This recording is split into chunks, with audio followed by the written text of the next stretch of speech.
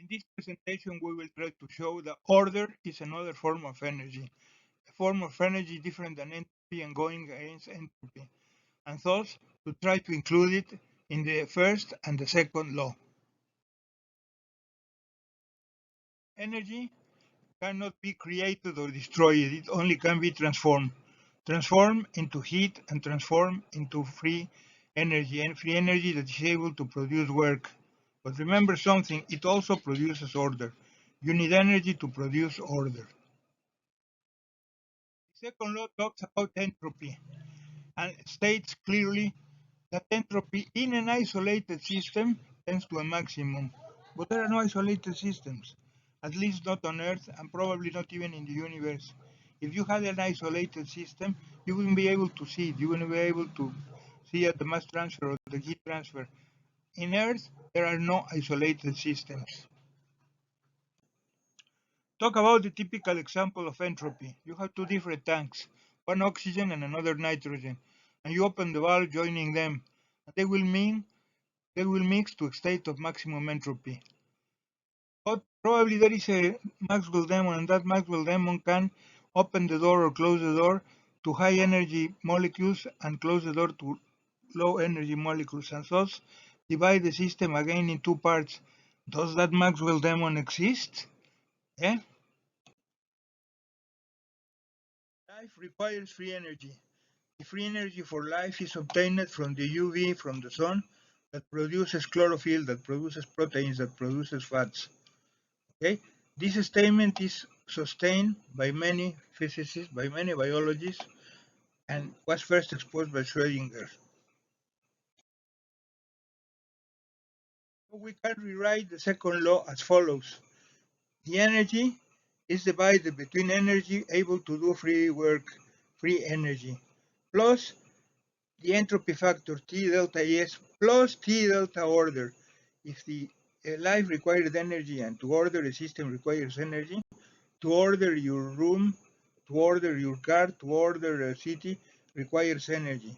So we can transform the second law to this. University has next to him a small demon, the Maxwell demon. Says that there could be an demon that could open the gate and let fast particles pass and slow particles stop. Wiener says it is not possible, as this demon would need information and information is energy. Although Wiener says that the second law is in an isolated system, and he's correct in a closed system, but repeats, systems are not closed, are not isolated. But then we find the sodium-potassium pump on the heart, on the cells, on the brain, where with a very elegant mechanism, cells in the heart and in the brain separate potassium and sodium completely. See Khan's Academy video. The energy is supplied by ATP-ADP reaction, producing electrons, and can be seen in an electrocardiogram. In an electrocardiogram, curves are showing the flow of sodium and potassium and the energy produced. Any ACG system, any electrocardiographic plate, shows the work of sodium-potassium pump, a living Maxwell demon. This is the reference to Khan's Academy explanation of the sodium-potassium pump. A very beautiful explanation, very solid.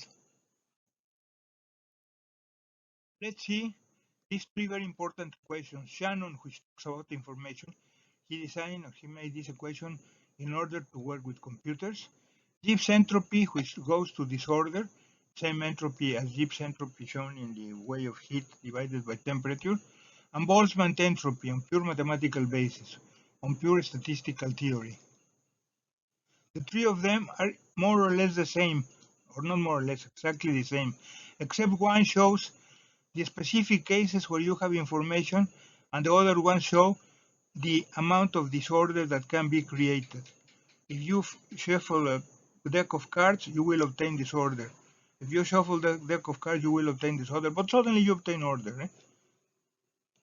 Once again, Shannon measures order information. The other two measure disorder, entropy.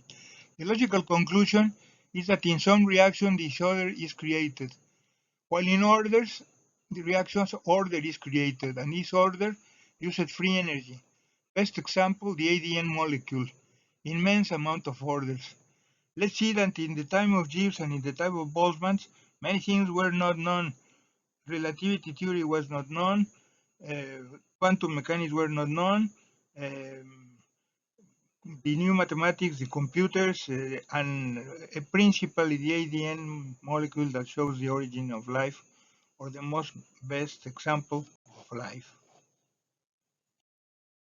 So we have to concede, at least in the case of Earth, that we have to add another term, which is the term of order.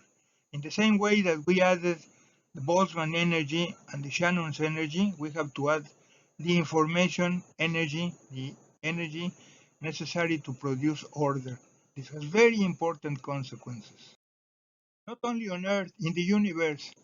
Is the universe ordering or disordering? According to Boltzmann's law and many physicists, this is disordering. It is getting a state of less order, increasing the entropy. According to many, there is order. The universe has more order than the Big Bang. I can localize precisely and in detail any galaxy, any planet. That means there is order, and thus energy in this order. Immense amount of order energy. Look at this picture of the universe. How the universe is concentrated in the white lines and there are empty spaces in the middle. Now look at one example of a Wolfram simulation of the universe. With very easy rules, and with very easy rules you almost obtain the same. Okay, so let's stick to order. Finally, we have to know that under mathematical theory and very easy mathematics, complex systems self-organize. Complex systems self-organize. Thank you.